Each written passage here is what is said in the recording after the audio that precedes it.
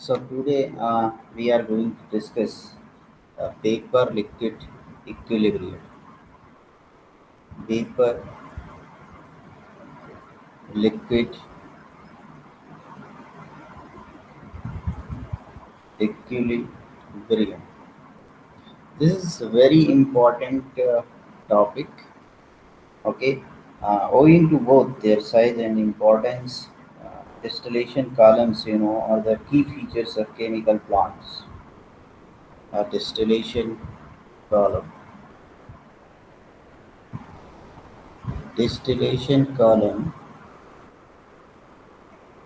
is the key feature, of chemical plants. Most of the chemical plants will dominate in terms of number of distillation column we used there.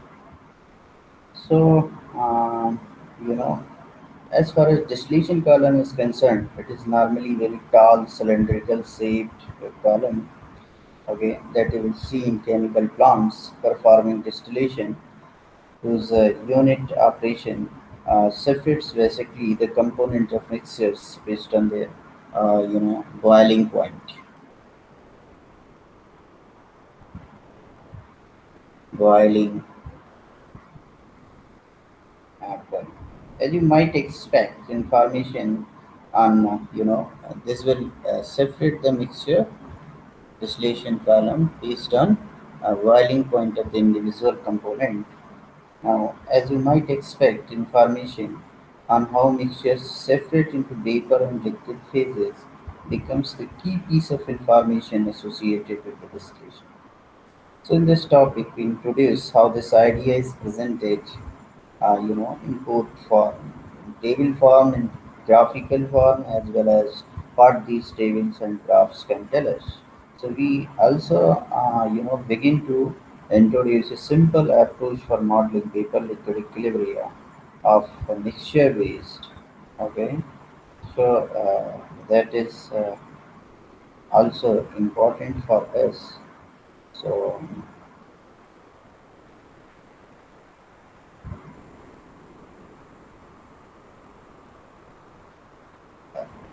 basically, let us consider a example, and through example it will be very clear. Things will be clear. Now, uh, let me draw some figure. So,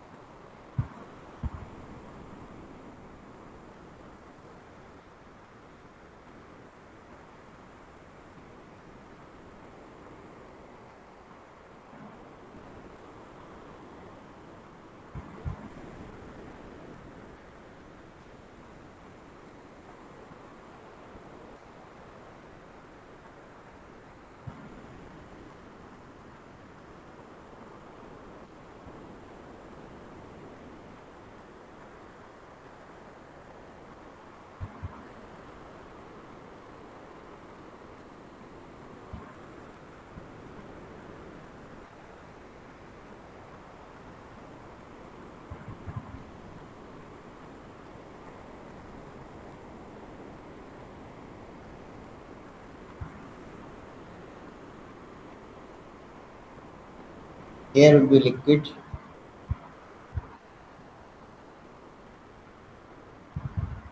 and air will be vacuum.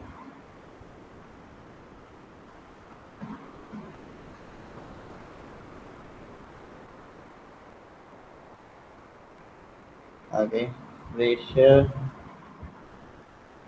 If you measure pressure,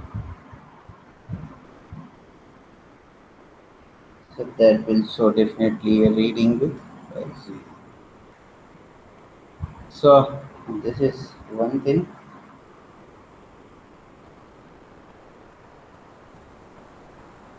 Heat bath,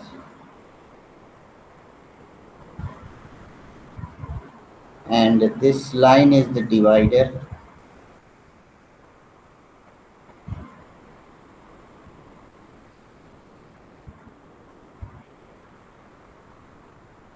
Now what will happen after some time?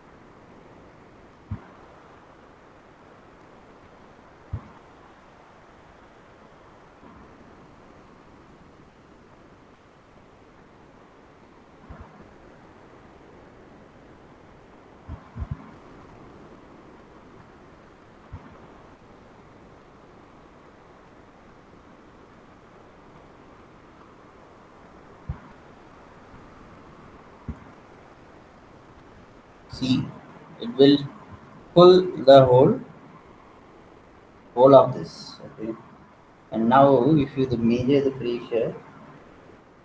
the pressure it shows some deflection from zero, means this is zero earlier, so it will show this. Okay, so this is zero. This V is equal to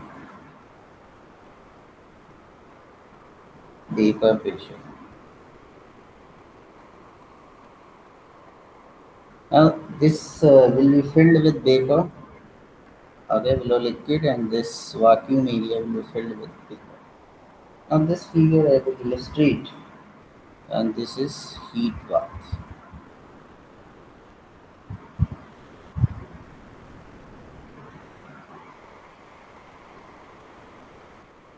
So this name of the figure that you can note down,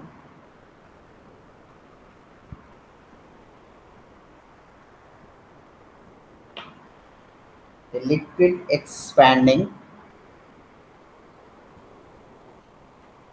liquid expanding and and vaporizing into the evacuated space, into the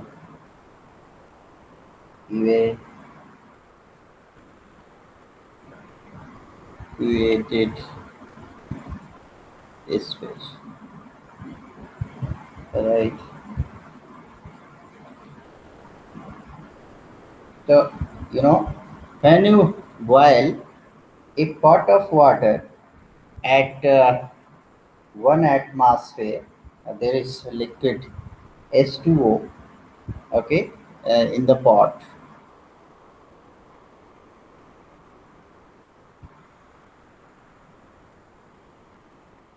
There is liquid H2O in the pot and vapor H2O leaving the pot.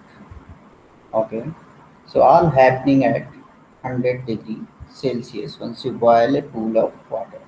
So instead of boiling water, a single substance H2O alone, suppose we had a equimolar liquid mixture of water and another compound, say ethanol, in the pot at 1 atmosphere.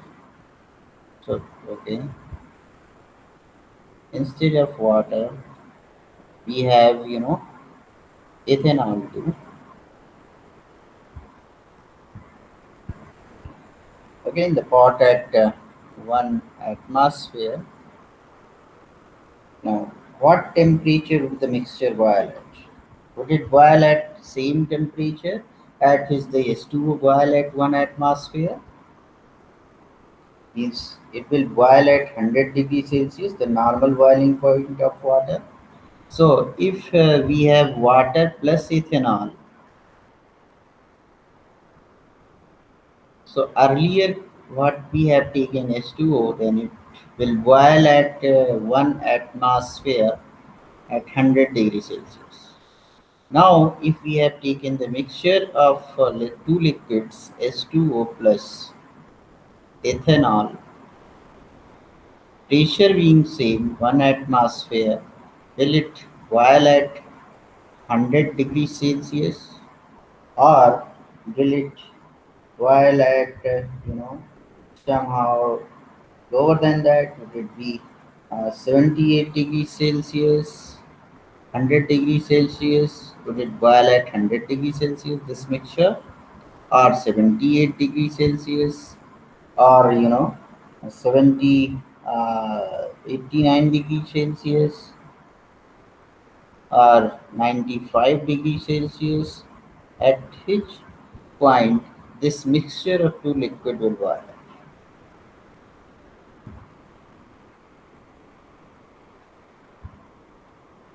So our if our intuition, uh, if you calculate the thing through intuitive approach. So what will you think? It will must be some weighted average of the normal boiling points based on composition. So weighted average of H2O and ethanol separate the boiling point if we know, and then we will take the weighted average, and that would be the boiling point of this mixture. Now also, would the vapor composition leaving the pot be equimolar as well? The question is, we have taken equimolar mixture of H2O and ethanol, okay, in the pot. So we have taken equimolar mixture. So several question arises. Equimolar mixture.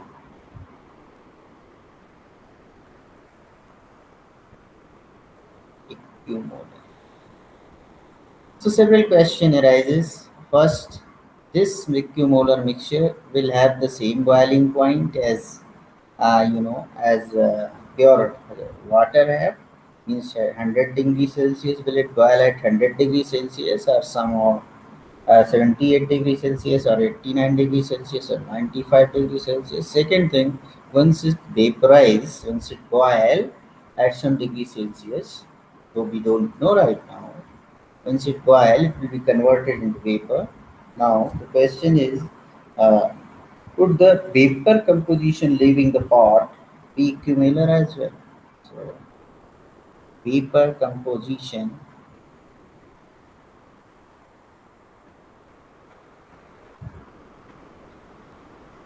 would be equimolar as well. So these are the questions that hits our, uh, you know.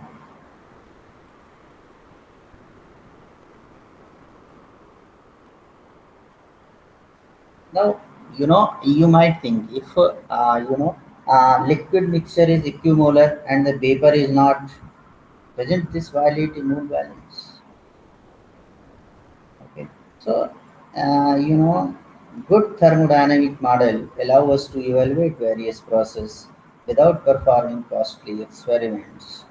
Okay, for all potential candidates. So, first, but we let us perform the experiment. Okay, so experiment tell us that an equimolar liquid mixture, if we do the experiment, so what it will tell us, that experiment tell us that an equimolar liquid mixture of water and ethanol will boil at around, let me use different pen. So uh, this will boil at around 80 degree Celsius at 1 atmospheric pressure. While the vapor phase composition will not be equilibrium, And the vapor, if you do experiment, then you will find vapor phase composition will not be equimolar like the liquid. Okay, so not equimolar, not equimolar. The vapor phase composition will not be equimolar, but will be 65% bimole ethanol. 65% bimole ethanol. So ethanol will be more.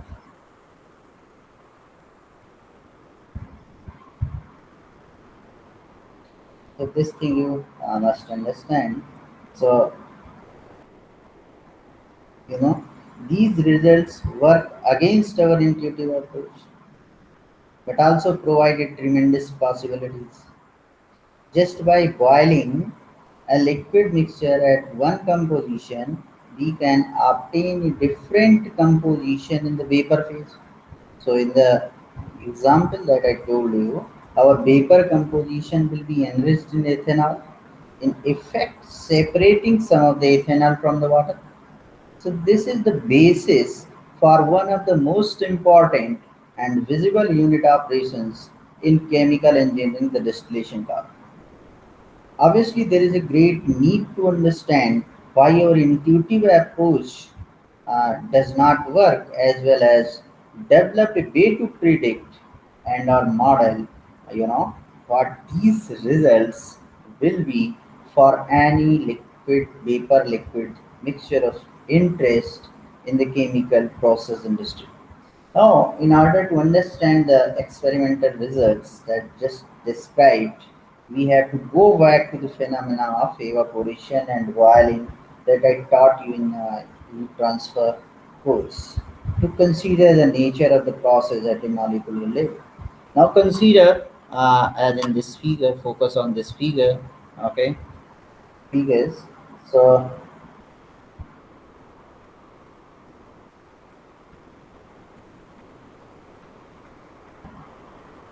consider a pure compressed liquid in a fixed volume container. Okay, as you can see in this figure, the container is inside a heat bath and controls the temperature. So this this is the container and this is inside bath. Okay, so there is a liquid below and this is divider, vacuum. This is pressure measuring instrument. Focus on this figure and listen carefully that the container is inside a heat bath, you know, that controls the temperature uh, and keeps it constant. So this is the job of heat bath. It will maintain the temperature. Now the liquid fills all the space in the container if left alone. Okay. Will the liquid evaporate? No, because this is a closed system and there is no space for vapor to fill. Okay. However, say that container is connected to a second container by a divider. Just try to understand. Consider a pure compressed liquid in a fixed volume container, and the container is inside a heat bath that controls the temperature and keeps it constant. The liquid fills all the space. Okay, the liquid fills all the space in the container if left alone. Will the liquid evaporate? No, because this is a closed system and there is no space for the vapor to fill. However, say that container is connected to a second container by divider and the contents of the second container are evacuated. Okay, look into the figure. Okay, just withdrew. So the pressure of the second container is 0 atmosphere. So when the divider is removed, what happens? The liquid will start to expand into the evacuated space and a portion of the liquid will start to vaporize because any vapor bubbles that attempt to form from the surface of the liquid will not be stopped. There is no pressure, okay, because there is vacuum. There's no force to stop them above the liquid at that point. So both the expansion of the liquid and vaporization of the liquid will continue until the point at which some of the vapor starts to condense. So a dynamic equilibrium will be established where the rate of vaporization will equal to the rate of condensation. So the pressure exerted by this vapor above the surface of the liquid is now balanced by the pressure exerted in the liquid phase. Now I told you that once you remove this divider, okay, liquid molecules will try to move in the second container, okay, because there is nobody to stop them, okay, and you must also understand at the same time that if a portion of liquid will start to vaporize, okay, because any vapor bubbles that attempt to form from the surface of the liquid will not be stopped. There is no pressure, there is only vacuum, there is only vacuum. So any vapor bubble that will form at the surface will not you know will not be stopped because we have evacuated the second container. So uh, you know mm, uh, and the vaporization of the liquid will continue until the point at which you know at which some of the vapor starts to condense. So a dynamic equilibrium will be established when the rate of vaporization will equal to the rate of condensation. So the vapor so the pressure exerted by this vapor above the surface of the liquid is now balanced by the pressure exerted in the liquid phase. This pressure is called the vapor pressure, which is the unique pressure at which liquid and vapor can exist in equilibrium, and it will be function of temperature of the system. So that you must understand. Okay. So liquid that is moving up, and vapor form going up, so vapor will exert the pressure downwards, so liquid and vapor pressure will be at equilibrium. So okay, so that you must understand, and that pressure exerted by the vapor is called the vapor pressure. In fact, this pressure measuring instrument will measure the vapor pressure. That you must understand at this point. Now what if I did the different experiment? The setup is initially the same, but now you have a mixture of two liquids instead of pure compound. In the first case, we have taken water only. Now, in the second case, we have to take this H2O plus ethanol. Now, what if we did this experiment with different setup? So the setup is initially the same, but now you have a mixture of two liquids instead of one pure compound in the first container. So we have to take this second case. Okay. So the first container is again connected to a second container whose contents are evacuated by divider. We remove the divider and what happens? Is it the same as before? Yes and no. Yes, there is expansion and vaporization. Both things will happen, and ultimately dynamic equilibrium C2 process will happen. One is expansion due to liquid pressure, and second is vaporization. So expansion and vaporization both will happen, of course. So there is expansion and vaporization, and ultimately a dynamic equilibrium is established as before I told you. So, but what is the final pressure of the system? What is the final pressure of the system?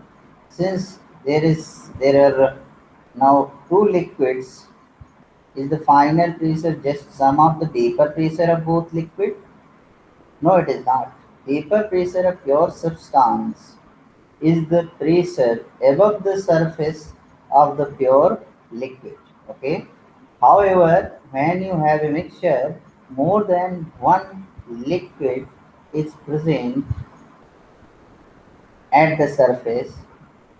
Thus, for a fixed surface area, okay, there will be less of each component at the liquid vapor interface than if they were there by themselves. Okay, so there will be less of each component. Therefore, the partial pressure that each component will exert will be different than if it were a pure component. Okay, so this area, fixed surface area, okay, that will be less for each component.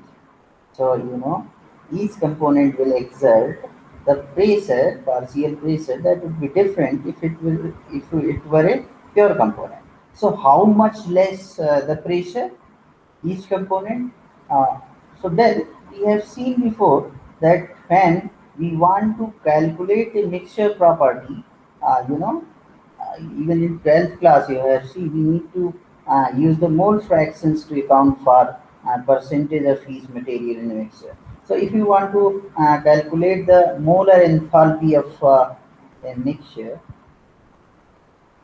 so vapor pressure, if you want to calculate the vapor enthalpy, if you want to calculate the you know,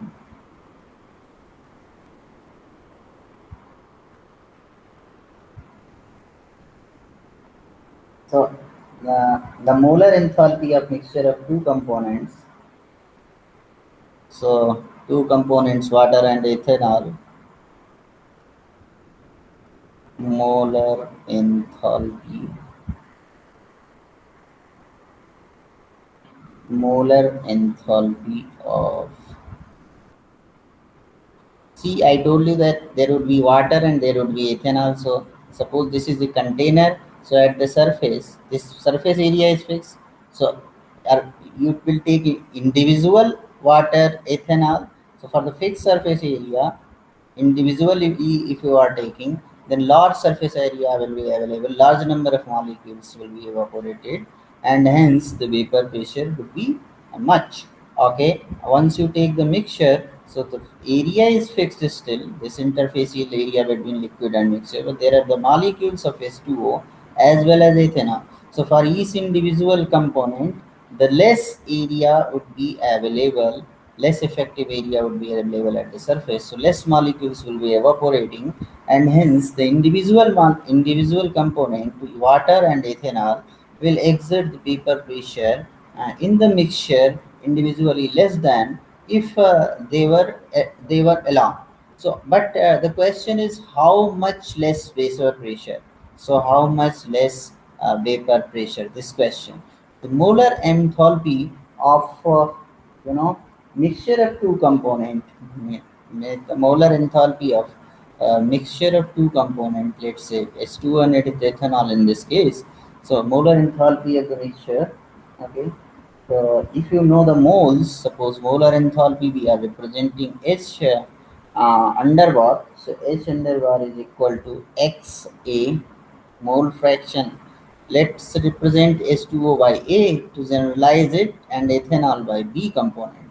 So XA, HA molar enthalpy of individual components. So some weighted average we are taking if we know the mole fraction in the mixtures, and XB, HB, right? So this is the molar enthalpy of the mixture of two components. So the question becomes: is the pressure over the liquid mixture simply a sum of the vapor pressure of pure components weighted by their mole fractions, like this? So enthalpy, you know that this will be the weighted average of individual enthalpies. So what will happen? The vapor pressure. So the pressure, vapor pressure, the pressure over the liquid mixture, over the liquid mixture क्या होगा? Simply वो भी weighted average हो जाएगा two individual component का, like this. Okay. So the pressure over the liquid mixture will it simply be the vapor pressure of your components weighted by their mole fractions. So X say uh, uh, vapor pressure, P A sat, saturation vapor pressure, XV, and PV, second component PV sat. So the question is that will it be same? Now slowly we are moving towards Raoult's law, but we are taking the intuition from the enthalpy calculation of the mixture, and we are generalizing this for the pressure of the mixture of two liquid vapor. Okay, so could it be extended to this or not? So the question is this. So the this mirrors our intuitive approach. Okay, so the answer that provided that we can provide there is uh, the same as it is now the case is. Okay, if the system behaves as an ideal solution, if the system behaves as an ideal solution, no issue. The pressure exerted by the vapor over the liquid, okay, pressure over the liquid mixture will be simply a sum of vapor pressures of pure components, okay, P is set and PB set, weighted by their mole fractions, okay, if the solution is ideal, okay.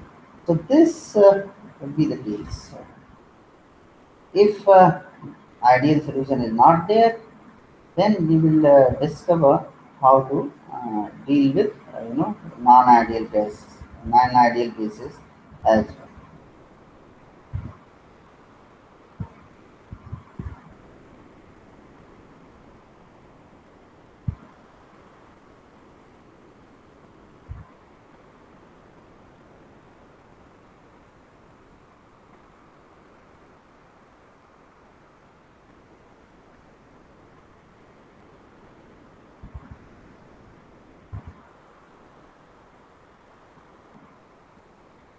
So this is the experiment, and based on experiment, so this is the you know uh, Raoult's law almost that we have expressed. So now we are going to discuss how to enlist the data and all other those things. Okay.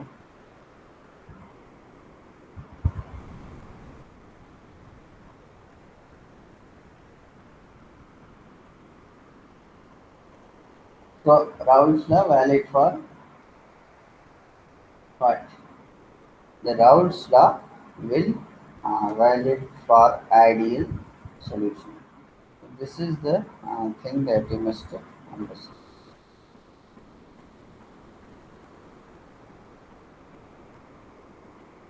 Now, but so Raoult's law, let's discuss.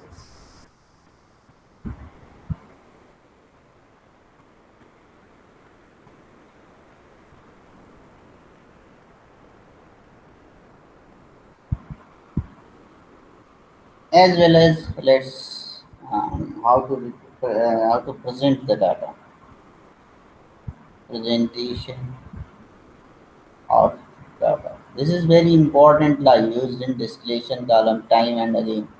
So you must understand it fully. Okay. This has linked with mass transfer. So for that purpose, in 12th class, you might have studied about Gibbs phase rule for your degree of freedom. So Gibbs phase rule, but it will provide number of intensive variables that can be specified for a system with knowledge of number of components and how many phases are there, equilibrium phases are there. So it states like this: degree of freedom, number of independent variable, intensive variables that can be specified for a system is equal to number of component minus number of phases pi. C minus phases, sometimes we write P minus P also, okay, for phases, plus, or in some book you will find C minus P plus 2. So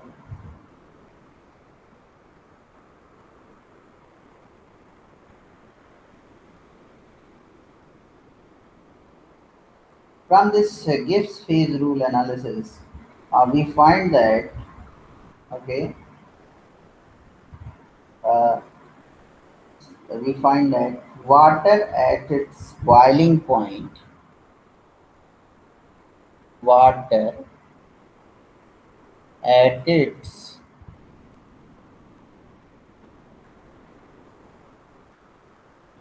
boiling point,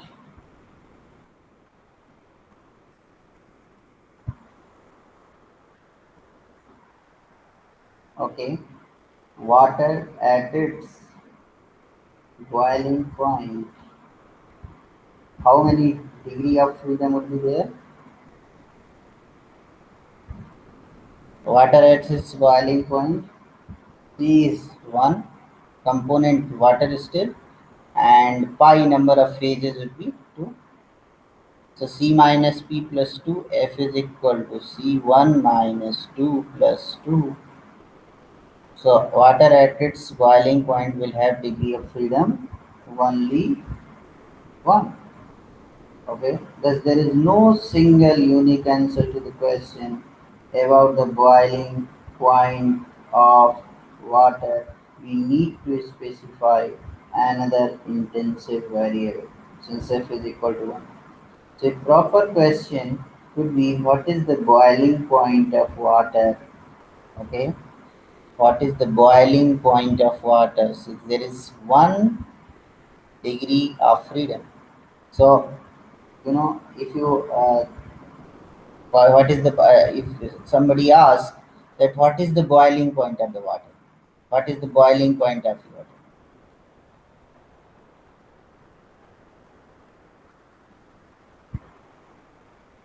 Somebody asks you, then you will answer. So there will be so many answers. There will be not unique answer. Okay, there will be some. So P1, T1, T2, T3. There could be so many answers. There will not be unique answer to the boiling point of water. Because as degree of freedom, number of intensive variable 1, we need to specify for water at its boiling point. So if somebody asks water at its boiling point, you want to know its unique boiling point, then you must specify some intensive variable like pressure. So the better question would be what is the boiling point? What is the boiling point at 1 atmospheric pressure or 2 atmospheric pressure? Then you will get the unique answers. Proper question could be what is the boiling point of water at 1 atmosphere? And answer is 100 degree Celsius. This is the significance of phase rule that I told you that you must understand. So if we specify a different pressure, the answer would be a different temperature. In fact, if we wanted to be efficient about things, we could prepare a table that lists the boiling point of water as a function of pressure. So, how to prepare data, presentation of data is also important as a function of pressure. So, if we wanted to be efficient about things, we could prepare a table that lists the boiling point of water as a function of pressure. So pressure would play the role of the independent variable that we will be changing, while the temperature would be the dependent variable. Okay, boiling, that is boiling point. So pressure would be independent variable and temperature would be dependent variable. Okay. and that table, of course, part of the steam table, okay, that you have studied in BTech first year. Now that we have moved into the realm of mixtures, two component mixture, we have taken water and ethanol. How does this question and answer change? Okay, this is for only water. So first case water, and the second case if we are taking mixture. So the question, how does the question and answer both will change? So now the question that we would ask, what is the change in question would be, what is the boiling point of an ethanol plus water mixture?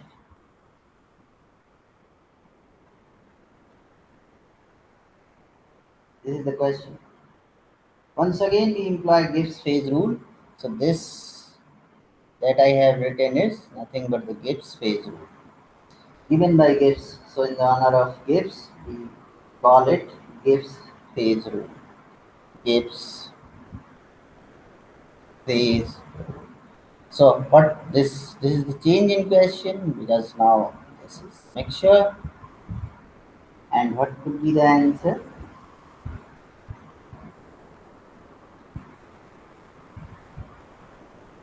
So answer to this question, just like when I ask what is the boiling point of water, you have first calculated the, you know, uh, through Gibbs phase rule the degree of freedoms, and then one variable you need to specify, then you will get the unique answer of the boiling point, okay, by specifying the pressure itself.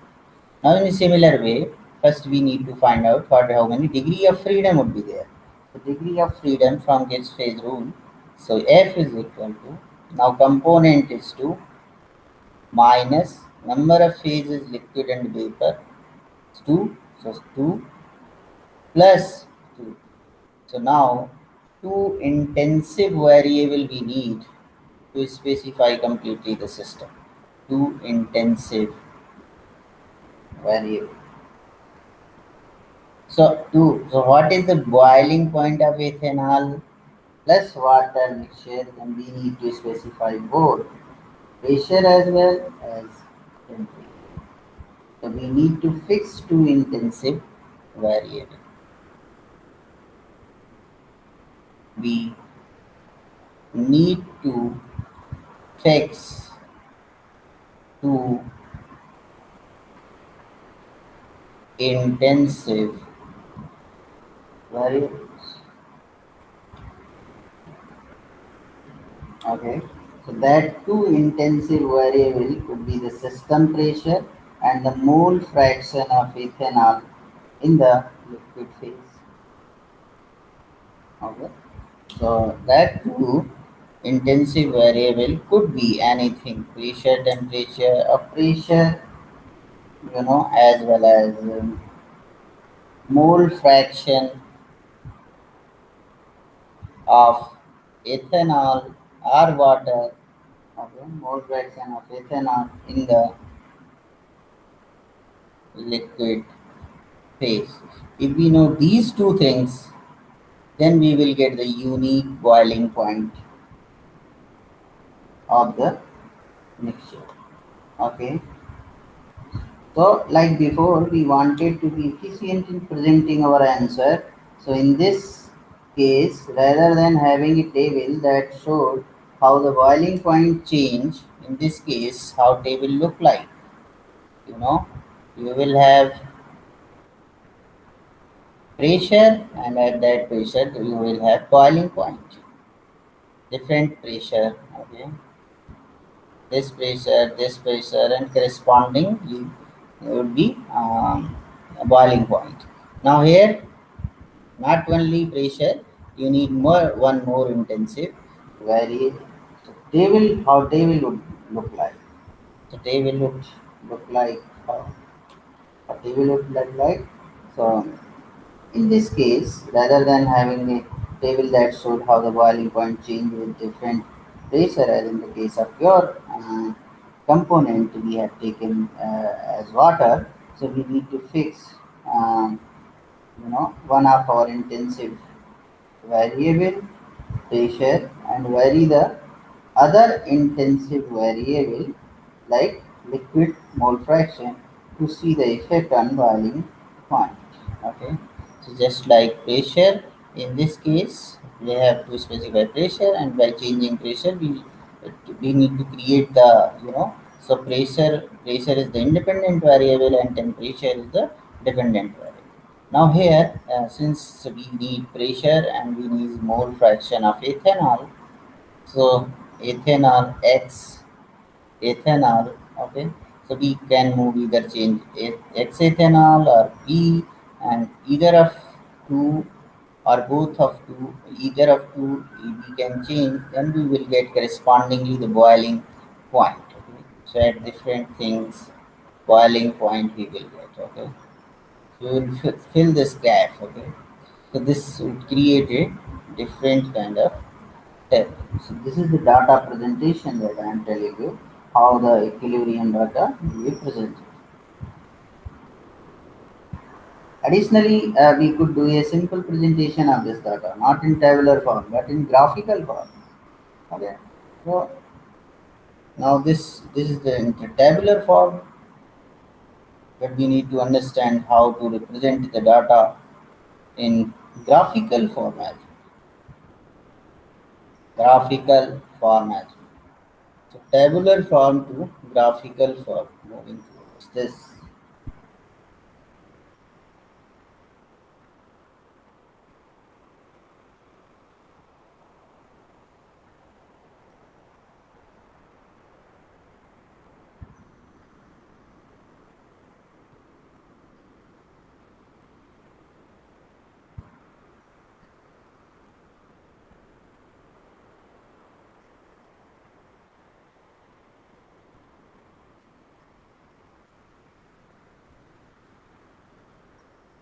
So hope up to this point you understand the things.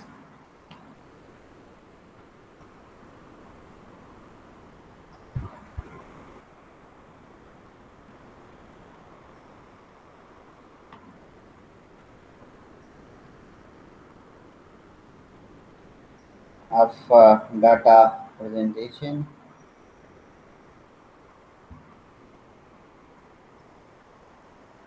Now we are moving towards a graphical form presentation, and that is also very important.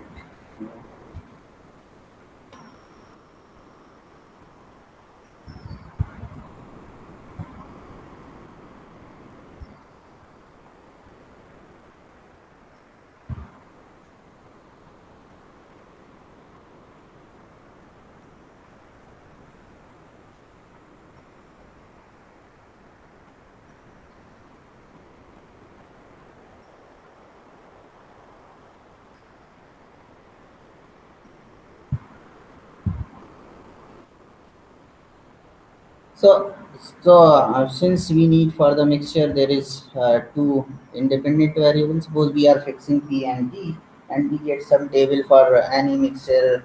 Suppose we are going to some create some table first. Okay, so let me take two intensive variable, and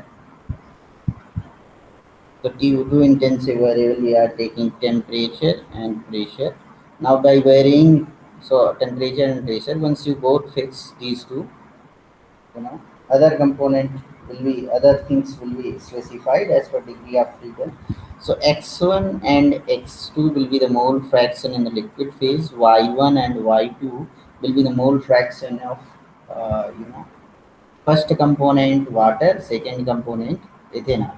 So this mole fraction in vapor phase we represent generally by y, and mole fraction in liquid phase we generally uh, put in mole fraction in mole fraction of you know mole fraction in liquid phase by x. So this is for the liquid phase, and this is for a vapor phase.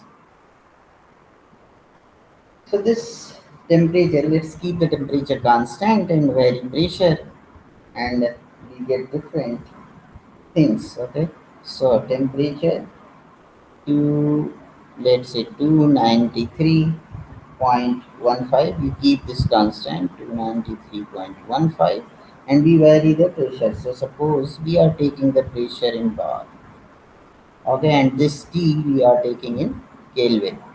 So at this point, the pressure is suppose 1.23 we are taking, and then you need to fix these. Okay, so 2.02, 3.15, 4.39, and 5.71. Increasing pressure we are taking. Now what we are getting, X1, X1 component of water molecule. So at this very temperature, so what would be the X1 and X2, Y1, Y2. So X1, let's say we are getting 0, and X2 we will say 1, and Y1 we are getting 0, and Y2 is 1.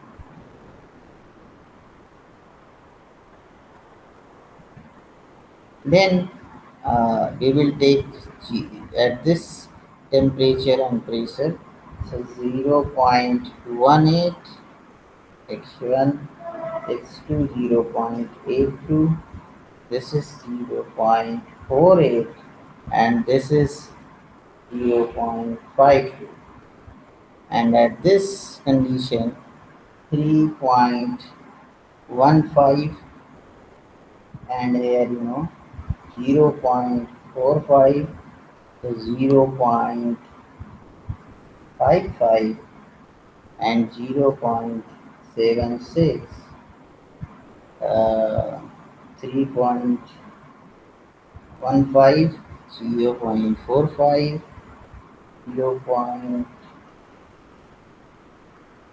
I'm sorry, here more fraction could not be more than that. So 0.45, this 0.45 here, and at this 0.55, and this is 0.76, and this is 0.24.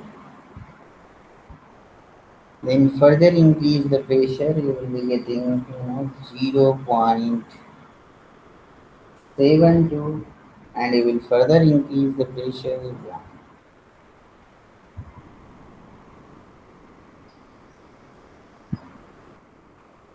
Just understand, by increasing, you are increasing the pressure. Okay, otherwise you are decreasing the pressure. So sometimes whole liquid will vaporize, so you will get no liquid composition present. So at 5.71, at very high pressure, you will get whole of component present. So X1, X2. So vaporizing component we are taking. So X1 and X2 you will be getting 0, and Y1 1, and Y2 0.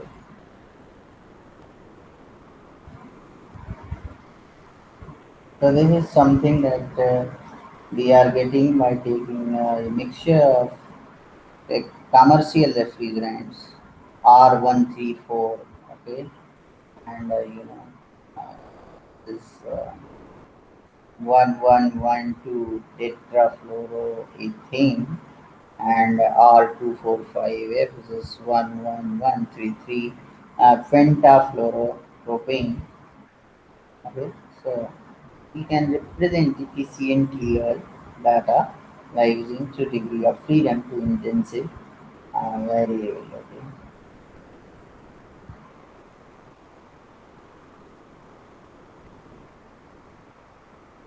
So if you look at end points, means these points, this will represent a pure component.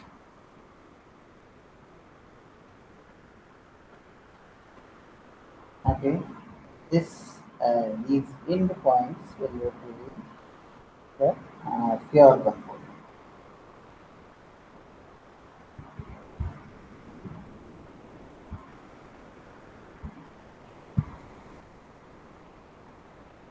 And x1 is equal to 0.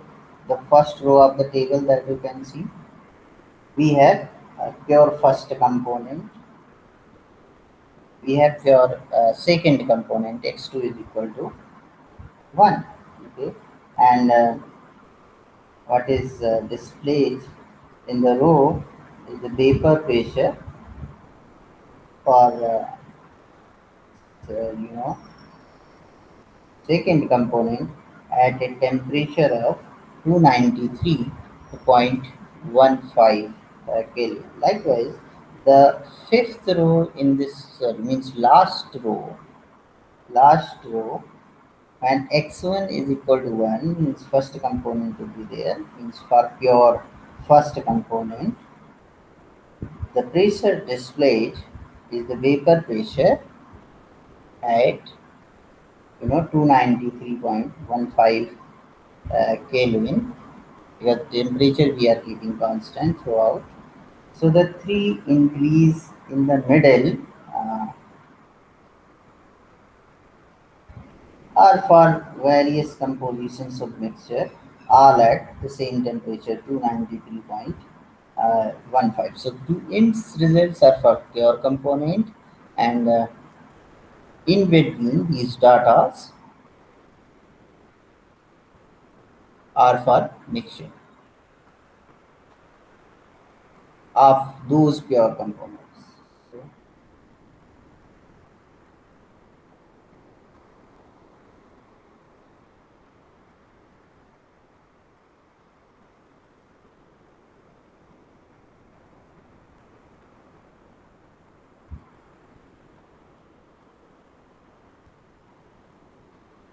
and x2, how do we get x2 x1?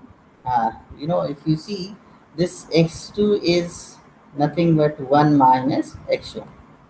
Sum of two mole fractions must be equal to 1, and this y2 is 1 minus y1. This we can also realize. So this is the table that we have represented. Now, how we will move? So through degree of freedom analysis, we get two intensive variable. So TF we have taken, and then we vary one intensive variable, let's say pressure, and we get the data for other compositions of first component, second component in the liquid phase, because we are taking the mixture, and once it vaporizes at its boiling point, mixture will boil, will create the vapor, and that vapor, in the vapor phase you will get the composition of both component y1 and y2. Okay, so this is the condition. In the liquid we have two component, a plus b, let's say, and in the vapor phase also, once it vaporizes, will be the component a and b. So here the composition of a and b will be represented x1 and x2 in the liquid, and here the component will be represented y1 and y2. So these are the compositions, and pressure would be there and temperature would be there, that we need to specify system pressure and system temperature. These are the temperature and pressure related to the system. Means if you use some pressure measuring instrument here, then what it uh, readings will source, that would be the pressure. So this insight is very useful. That's why I am giving time to understand this very thing. Okay. So this insight. Now, how will do you will draw the graph? A graph table form and then graph form. So this thermodynamics will be useful for even the mass transfer as well. So this tabular data we can represent, we can display in graphical form as well. But the temperature we made temperature constant. There you see.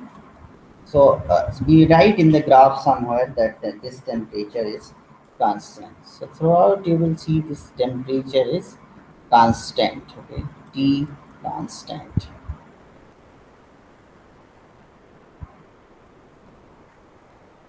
Now, how do we draw the graph? So, graphical form we also represent.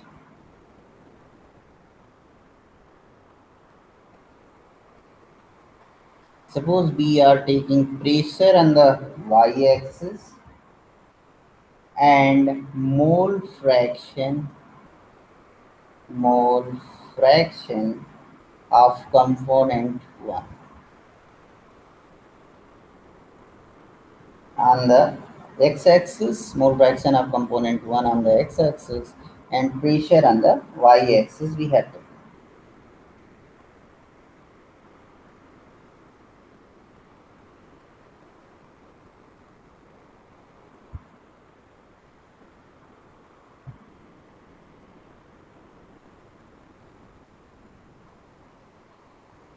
So, in the table that we have generated before, we are keeping the temperature constant, and while varying the phase liquid phase composition is varying, increasing the first component.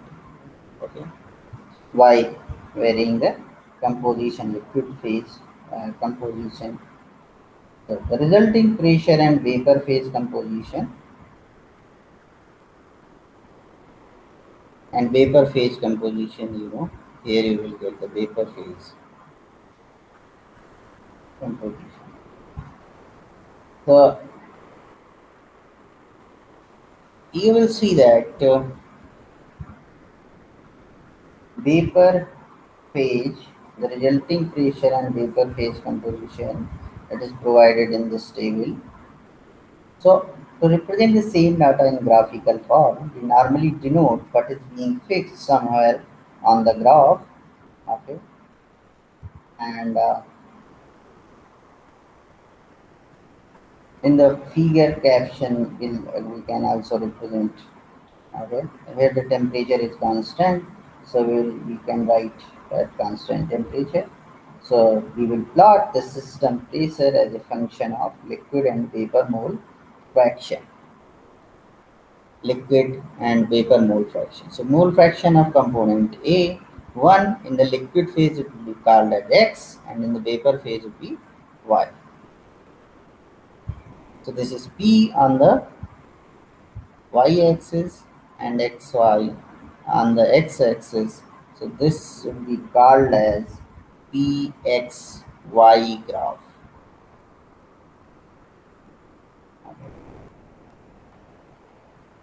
So if we first draw this the diagonal kind of thing. Okay.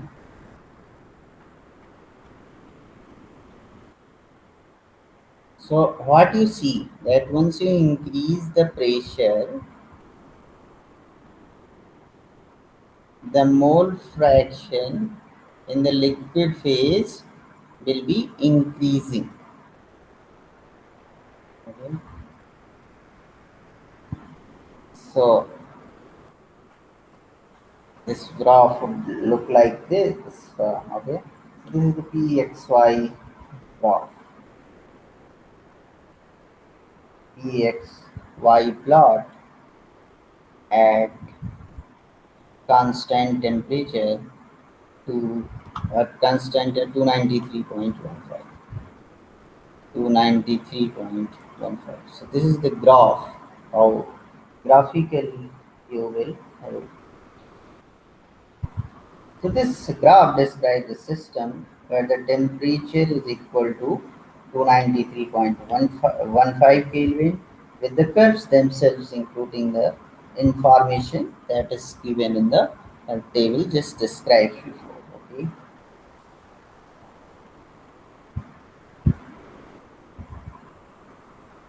Now, when the vapor is in equilibrium with the liquid at that temperature and pressure, so then means vapor and liquid at equilibrium. So this it at this temperature and vapor and liquid is equilibrium. So these data has been created and these data is presented in the form of graph.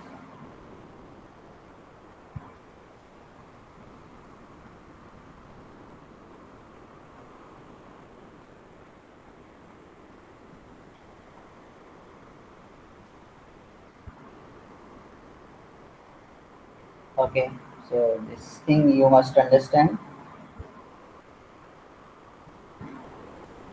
Note that area above the top curve is the mixture as a liquid alarm, single liquid phase with no vapor phase, while the area below the bottom curve is for the mixture as a vapor alarm, single vapor phase with no liquid.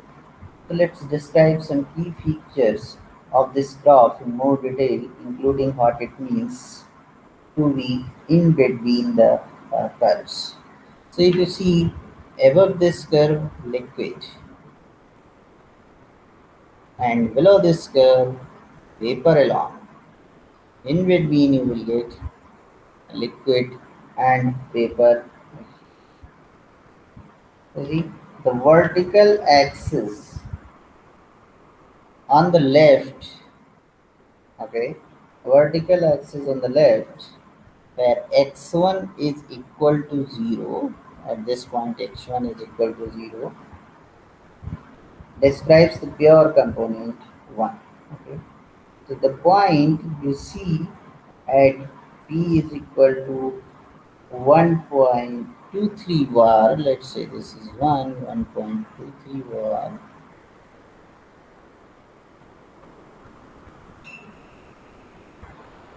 okay, that is in the table also 1.23 var corresponding to this x1 is equal to 0. So x1 is equal to 0 corresponding to x1 is equal to 0 corresponding to, suppose pressure we are taking from here 1. 1 is the pressure at 0, 0. 1 is the pressure. So at 1.23 to somewhere here, you will be getting 0. So your curve starts from here. अगर हम pressure भी यहाँ पे ही zero ले लेते दोनों तो यहाँ से स्टार्ट हो जाता है थोड़ा So this describes the pure component.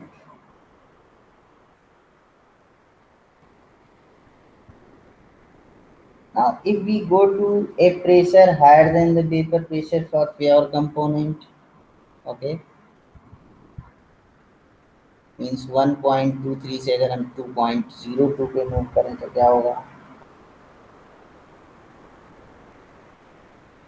So if we go to a pressure higher than the vapor pressure for the pure component 1, say let's say 2 bar, so we now have only one equilibrium phase, okay, a liquid.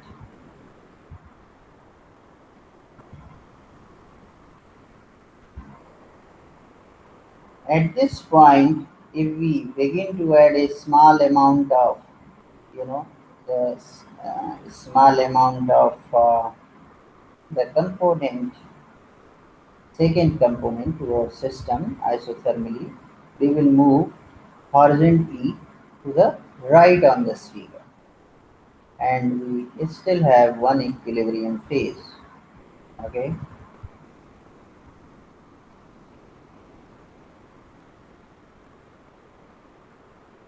so this thing you must understand.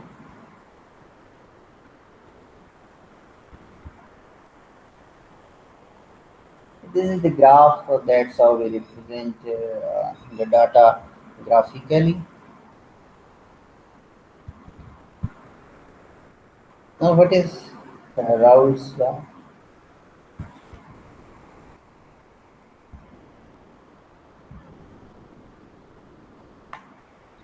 EXY graph we have. Now P, we know X1, we know X2. So phi is equal to X1 P1 set plus X2 P2. Right. So this is the uh, thing that we must understand.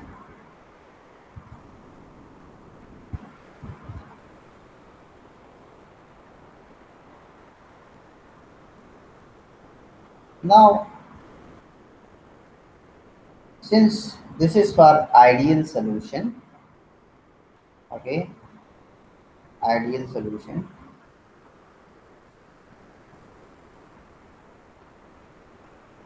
So our solution could be, you know, real solution.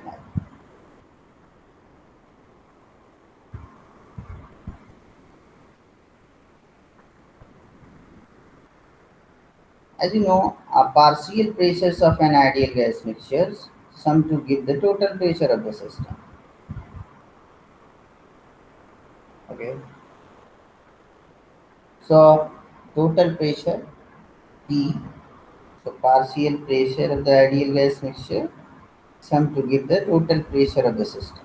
And since we know the total pressure of the system from our model, we can determine the composition.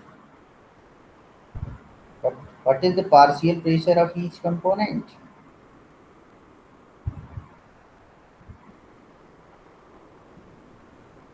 Okay. Suppose the vapor, liquid vaporizes and the vapor behaves like ideal gas, then partial pressures of an ideal gas mixture sum to give the total pressure of the system. Then our question is how partial pressure of each component could be calculated. Since our liquid is well modeled as an ideal solution, each component contributes to the bubble point pressure of the mixture based on the percentage of its own molecules at the surface multiplied by its own vapor pressure. Thus, the partial pressure of substance is just its pure component vapor pressure times its mole fraction in the liquid. We use the liquid composition since the surface is formed in the liquid phase. So we use the liquid composition. Okay. So don't be confused why we are using the liquid phase, liquid composition, since surface is formed in the liquid phase. Mathematically, what we can write partial pressure for partial pressure. So individual vapor pressure, partial pressure they will continue. They will partial pressure P1 is equal to X1, its mole fraction in the liquid phase, and P1 set. Okay, this is the vapor pressure. This is the vapor pressure of component 1, pure component vapor pressure. Pure component vapor pressure. Now, sum of the total pressure would be the sum of both. So P1 plus P2. Okay. So X1 P1 set plus X2 P2 set will give us P total pressure, isn't it? So since we are treating the vapor as an ideal gas, the partial pressure of component 1, since we are treating vapor as ideal gas, so partial pressure of component 1 could also be written as total pressure multiplied by mole fraction of the component 1. So equating both partial pressure for components 1. So V y1 is equal to x1 p1 set. Component 1 के लिए partial pressure So in the liquid phase, this is in the liquid phase. Okay, this is the liquid phase. Partial pressure of the substance, partial pressure of the component in the liquid phase, and and this is in the vapor. Same component. So interfaces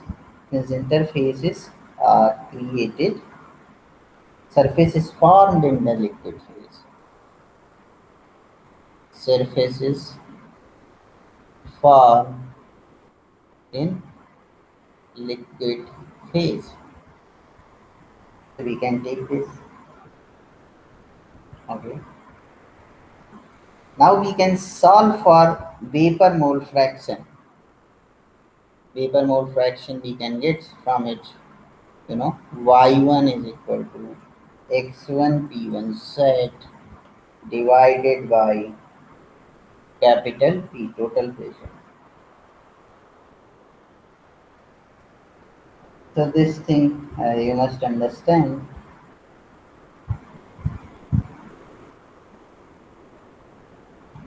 So the assumption of ideal solution for the liquid. So we have taken the assumption for the liquid ideal solution. Okay. Assumption of an ideal solution for the liquid combined with the assumption of for ideal gas for the vapor. That's why we are able to compare. So we have also taken the assumption of ideal gas for the vapor. It's a very quick and popular. This is the very popular way to estimate vapor liquid equilibrium for the mixture. If liquid is ideal solution and vapor behaves like ideal gas, then you can uh, calculate, estimate the vapor liquid equilibrium for mixture. So these combined assumption, ideal gas and ideal solution, are called Raoult's law.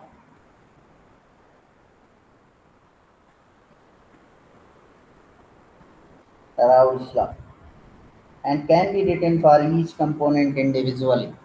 Okay, each component individually you can write. Okay, y1 you can write y1 is equal to x1 p1 set by p. Y2 you can write x2, similarly x2 p2 set.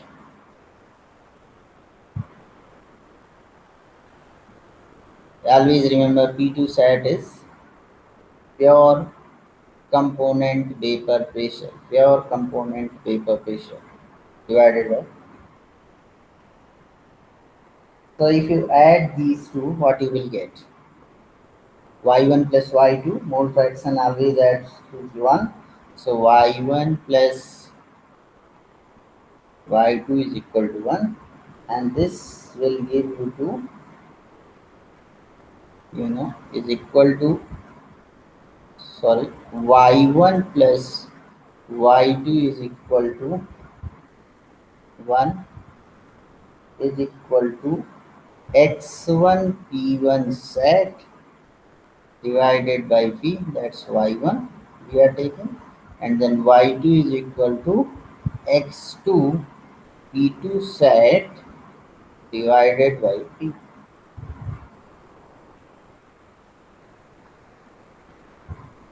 Okay, so solving for the system pressure, what it will use.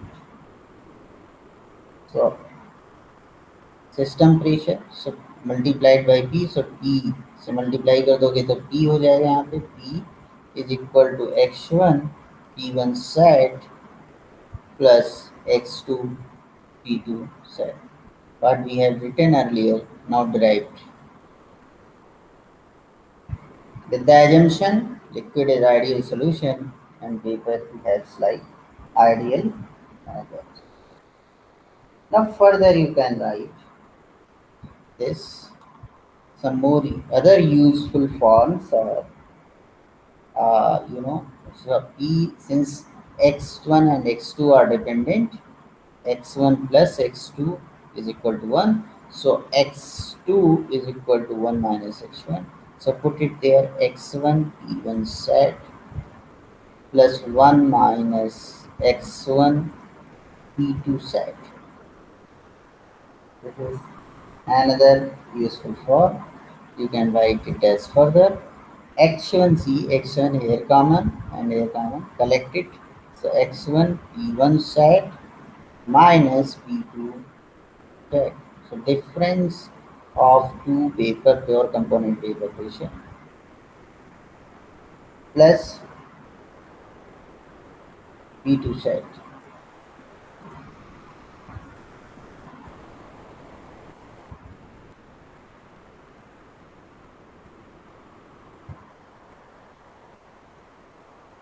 Now see this this pure component paper pressure, pure component paper pressure, pure component paper pressure fixed. So if you plot P versus X1, so it's like Y is equal to mx plus C. So between Y and X, just like P and X1, you will get the straight line. So this represent the graph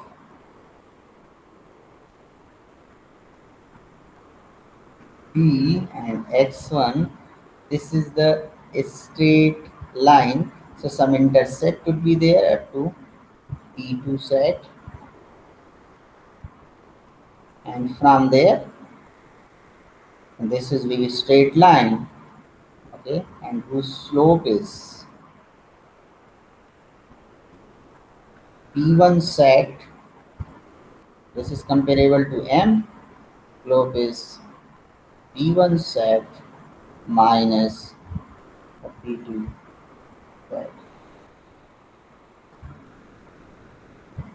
So this is the representation of Raoult's law.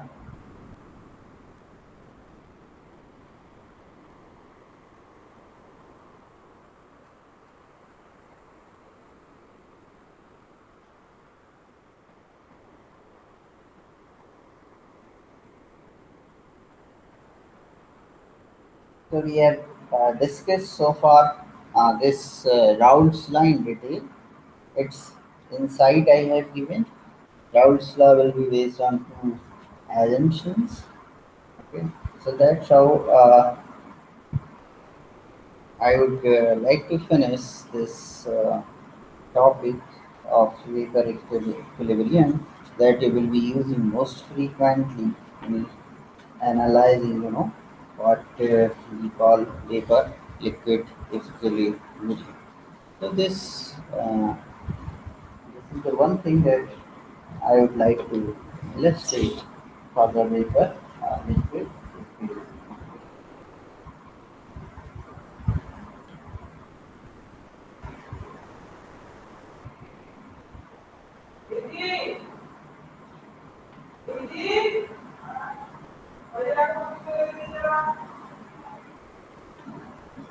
So this vapor liquid equilibrium topic is very interesting and will be used in mass transfer.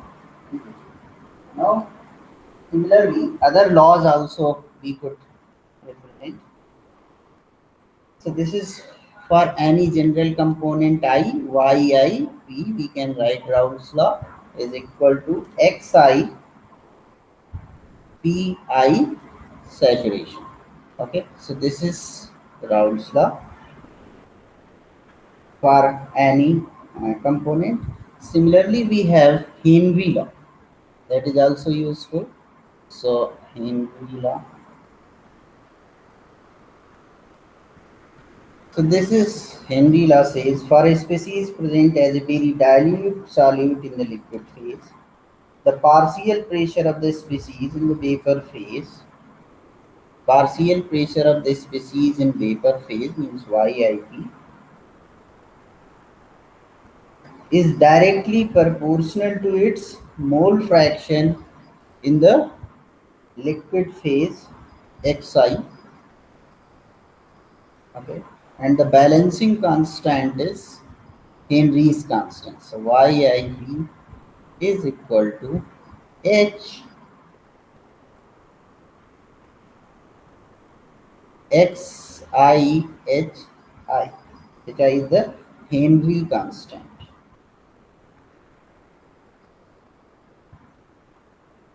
So this is for a species present as a very dilute solute, very dilute solute in liquid phase. Okay, then partial pressure in the vapor phase directly proportional to the small fraction in the liquid. A third thing that you must understand in the simple models, modified Raoult's law.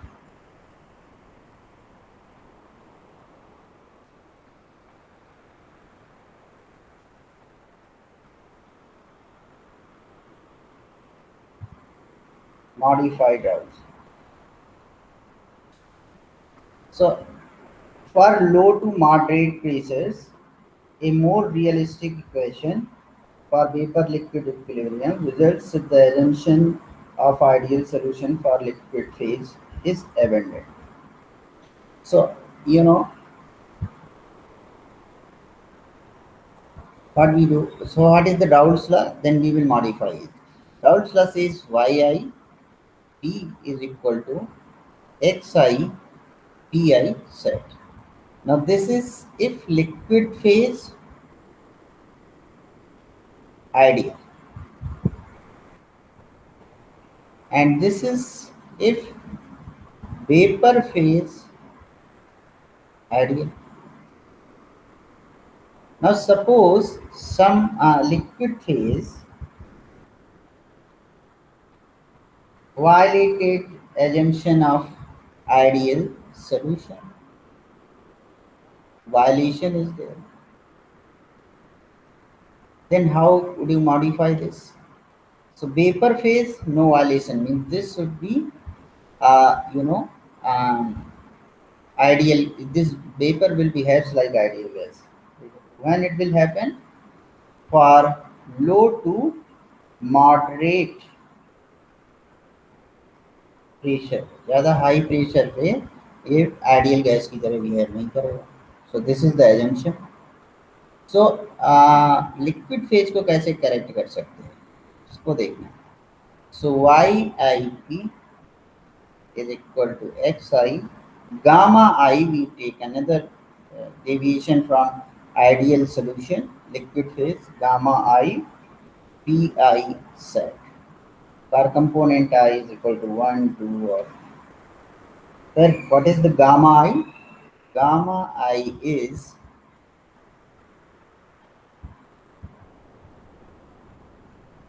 activity coefficient for a species. So I think this is enough. We will move towards solution thermodynamics further. This is enough for the vapor liquid equilibrium. Thank you so much.